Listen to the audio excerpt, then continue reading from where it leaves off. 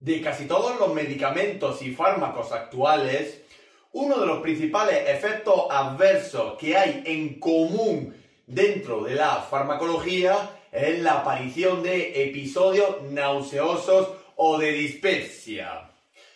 Hay muchos fármacos encaminados a controlar la aparición del reflejo del vómito y de las náuseas, pero especialmente hay uno que es el más conocido y quizás el principal antiemético dentro del mundo farmacéutico actual.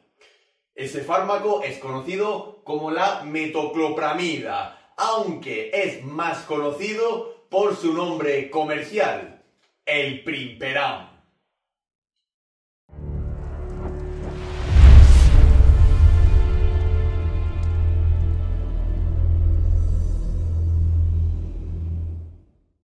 La metoclopramida es un fármaco que pertenece a la familia de los antieméticos y de forma química pertenece a la familia de las benzamidas. La metoclopramida dentro de los antieméticos es el principal fármaco más utilizado en el control de las náuseas, los vómitos y la dispepsia, así como de su prevención. Y la metoclopramida la podemos encontrar en el ámbito sanitario y farmacéutico bajo diversos nombres comerciales y farmacéuticos, siendo el más conocido el nombre de Primperam. Y aquí podemos observar la estructura y conformación química de la metoclopramida, donde vemos la principal particularidad dentro del grupo de las benzamidas, es decir, un anillo de tipo benzol unido a un grupo amida, de ahí el nombre de benzamida.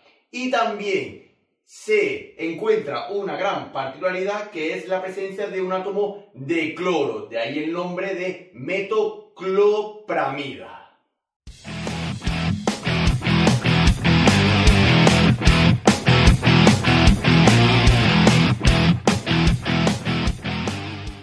La indicación más habitual de la metoclopramida es cualquier situación donde hay la presencia de episodios de émesis, tanto de náuseas, vómitos o en general de dispepsia, o se prevé que puedan aparecer estos episodios, por lo cual la metoclopramida está indicada en el tratamiento y la profilaxis de la propia émesis y de la dispepsia.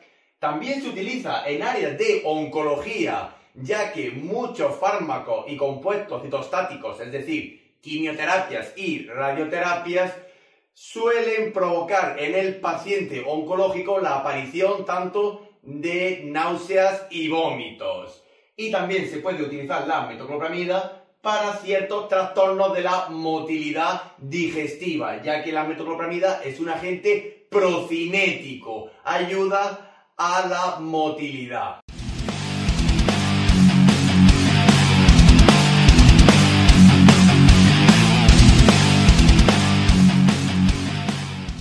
La metoclopramida es uno de los fármacos más indicados especialmente en el área de atención primaria, pero debemos de tener en cuenta las situaciones donde no podemos utilizar la metoclopramida. Por ejemplo, en pacientes que tengan presencia de hemorragias y o úlceras de tipo gastrointestinales, así como también en las propias obstrucciones intestinales.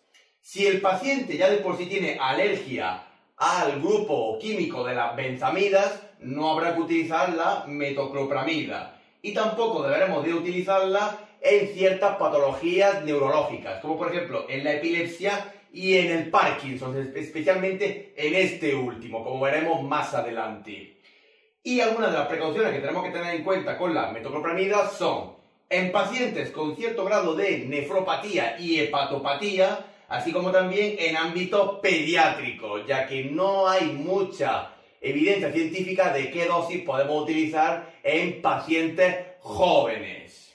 Por supuesto, tenemos que tener en cuenta que la metoclopramida, como veremos más adelante, puede provocar síndromes y efectos extrapiramidales, los cuales suelen ser bastante raros, pero no por ello podemos obviarlos, así como también pueden aparecer síndromes neurolépticos malignos. También mucho cuidado en pacientes con cierto grado de cardiopatía y de neuropatías, especialmente en aquellas que cursan con patologías a nivel del sistema nervioso central, como por ejemplo, de nuevo decimos, la epilepsia o el tratamiento del Parkinson. Referente a este último, hay que evitar los antiparkinsonianos. Ya veremos en el siguiente epígrafe cuál es el mecanismo de acción de la metoclopramida y por qué se evita en los cuadros de Parkinson. Y por supuesto hay que revisar las interacciones de la metoclopramida con el resto de la farmacología existente.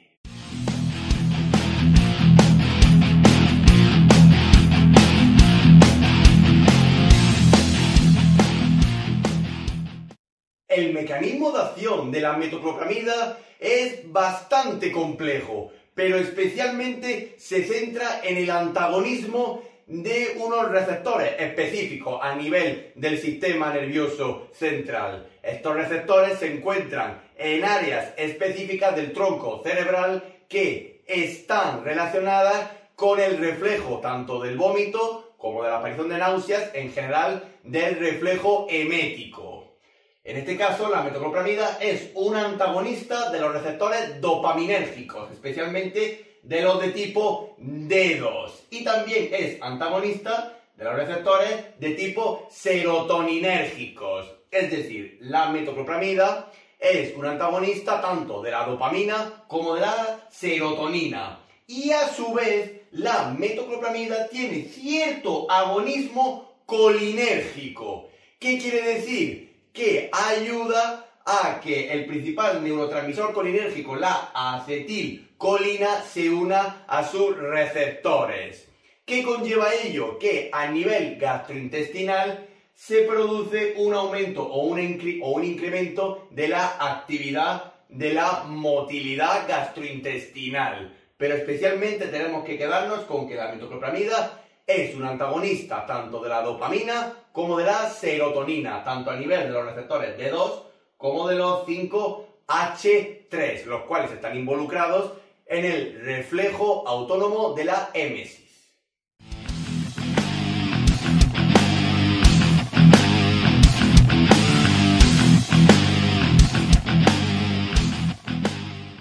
Las vías de administración más usuales de la metoclopramida suelen ser la vía enteral debido a la presentación en comprimidos y pastillas bajo el mismo nombre comercial de Primperam y también la vía parenteral en presentación de forma de viales para su administración tanto de forma intravenosa, periférica como central, así como por vía intramuscular.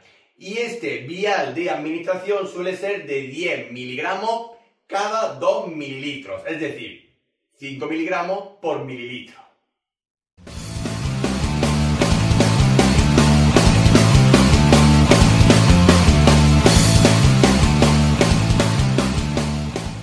La posología y dosificación más habitual de la metoclopramida sería bastante estándar, especialmente si lo utilizamos en ámbitos de urgencias y atención primaria.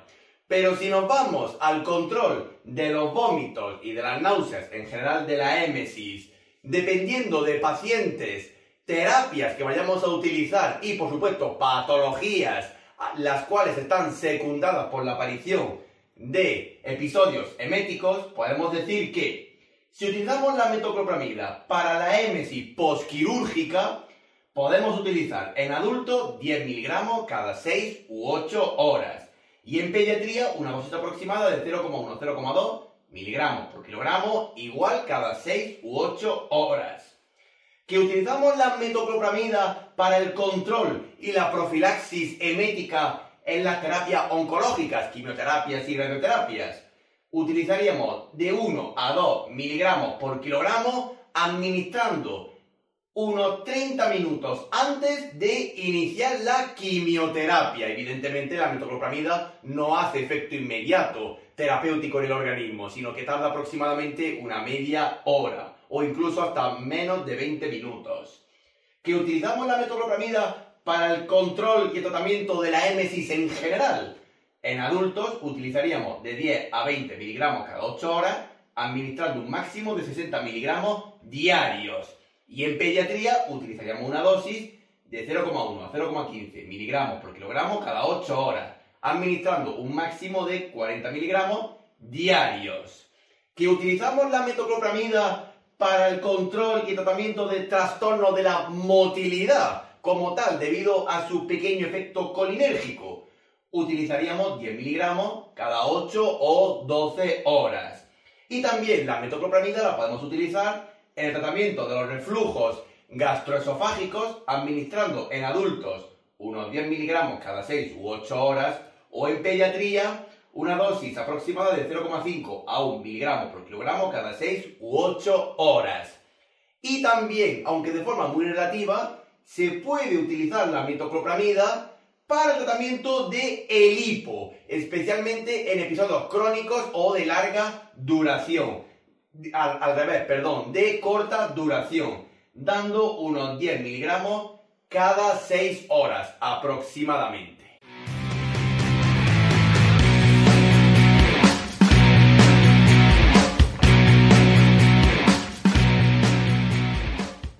Dentro de la compatibilidad e incompatibilidad de la metoclopramida con el resto de la farmacología existente, deberemos de revisar una extensa bibliografía sobre qué fármacos podemos administrar a la vez en disolución o en terapia ENI con la metoclopramida. Y también se ha demostrado que la misma tiene incompatibilidad con algunos fármacos, como por ejemplo con la eritromicina o con la furosemida, es decir, macrólidos y diuréticos.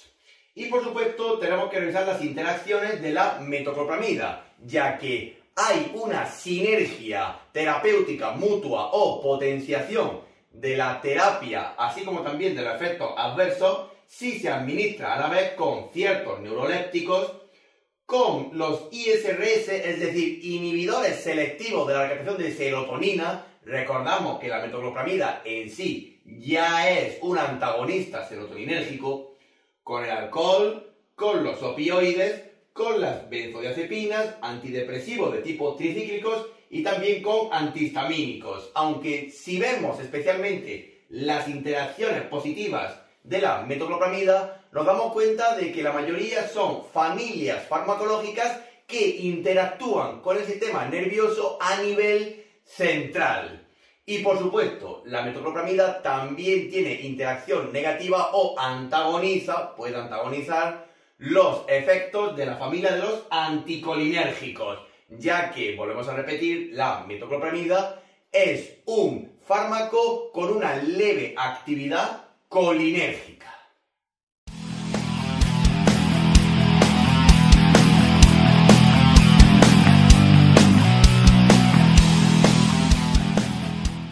La aparición de efectos adversos de la metoclopramida suelen ser bastante raros, pero no por ello debemos de dejarlos de lado. Algunos de los efectos adversos que pueden aparecer con la administración de la metoclopramida son la aparición de somnolencia, por lo cual mucho cuidado en aquellos pacientes que tengan que conducir actividades automovilísticas o actividades donde se requiera una atención continua. También puede provocar diarrea, astenia, alteración de la tensión arterial y cuadros de depresión, aunque especialmente de esta primera parte el efecto adverso más común es la aparición de somnolencia. También puede provocar parkinsonismo, mucho cuidado si se administra a pacientes con Parkinson o que reciban tratamiento con antiparkinsonianos, como por ejemplo con el Sinemet, es decir, la combinación de la levodopa con la carbidopa. Por supuesto, puede provocar síndromes extrapiramidales y efectos extrapiramidales, aunque suelen ser bastante raros, pero pueden darse. También puede provocar síndromes neurolépticos malignos, como antagonistas de tipo dopaminérgico y serotoninérgico, pero también, al igual que los síntomas extrapiramidales, suelen ser bastante raros. Y también puede provocar dermatopatías, aunque suelen ser bastante raras, y la mayoría aparecen si se administra la metoclopramida por vía parenteral, tanto intravenosa como intramuscular.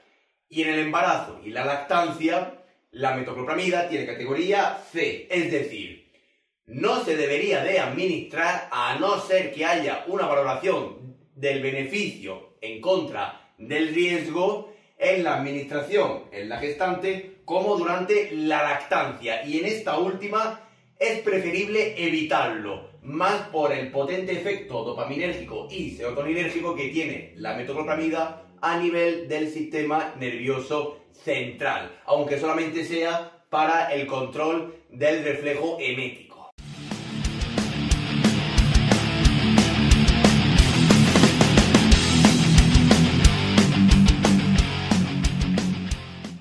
Finalmente, nos queda decir que la metoclopramida, dentro de los ámbitos de dialización y técnicas continuas de reemplazo renal, se ha demostrado que es una sustancia dializable, se elimina por la diálisis y no suele requerir un ajuste de dosis, solamente en aquellos pacientes con un alto grado de nefropatía, pero aún así tampoco se requiere un ajuste bastante elevado, aproximadamente del 75% al 50% de la dosis.